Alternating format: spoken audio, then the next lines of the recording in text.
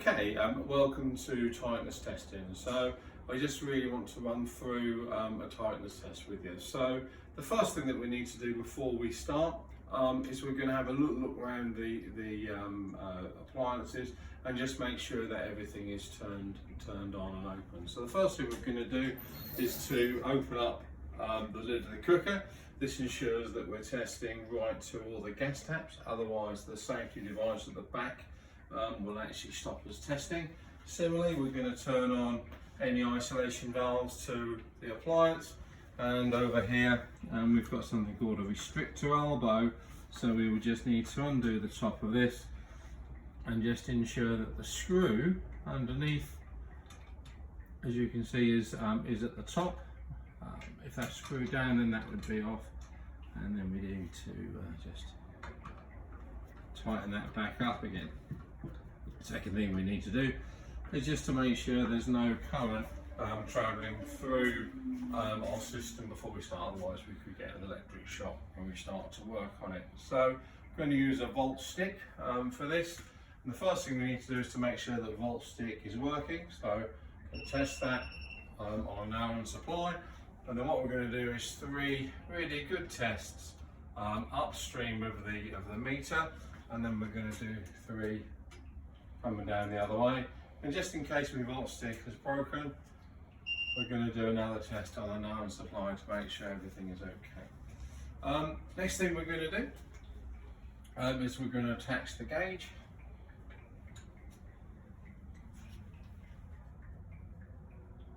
Just literally undo the test nipple. A little trick people do lose the test nipple, you can put it in your pocket.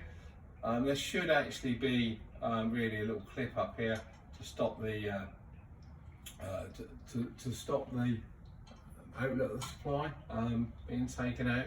If that's missing, what I tend to do is just screw my test nipple into there, and then I'm not going to lose it.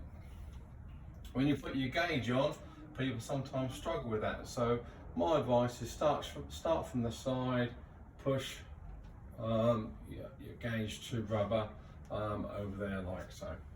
What we're now going to do is a let-by test. So this is a test to make sure that no gas is weeping past the emergency control valve when it's in an off position. And how we do that is we're going to literally just gently crack the emergency control valve, take it up to 7 to 10. I like to aim for about 8, just in case I miss it. And then the idea is we add the 2 sides together and divide by 2. So as you can see, we've got about 7.5 on each side, so that's at about 7, and we're going to leave that for a total of 1 minute, and we're looking for a rise in the gauge. We're not allowed any perceptible movement of the gauge, and that's any movement greater than 0.25 of a millibar. So we're looking for no more than a quarter of a millibar rise.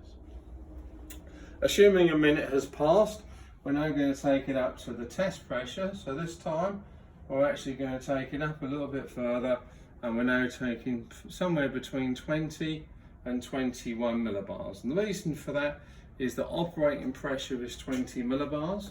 So we want, 21 millibars. We want to make sure that we're testing at operating pressure. And secondly, we know that the regulator will lock up around about 23 millibars. So we really want the regulator not to be in lockup, so we're testing all the way back to the ECB.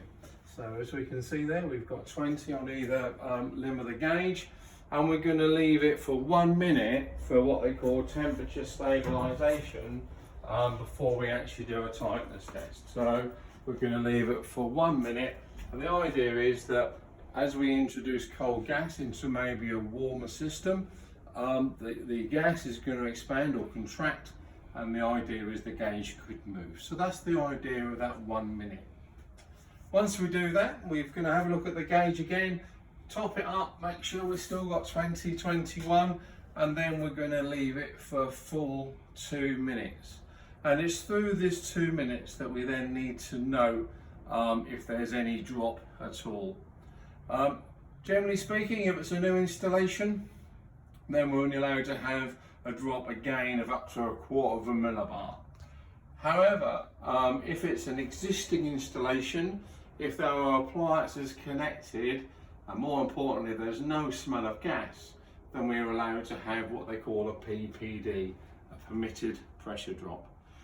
Because this here is a G4 meter, and because the outlet of the meter is less than 35 mil, we're allowed to have a drop of anything up to 4 millibars. Once we've done that, what we're going to do is we're actually now going to remove the gauge. I'm going to replace my test nipple.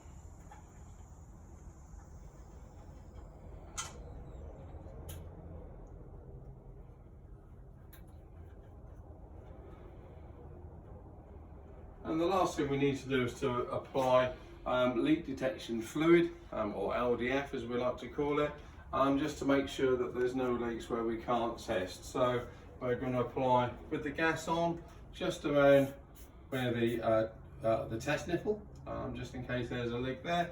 And also we need to test down this flexible pipe, which we call the anaconda, and we do that just in case there is a lock-up situation. So we're going to test around there, and then we just wipe that off with a piece of cloth when we're finished.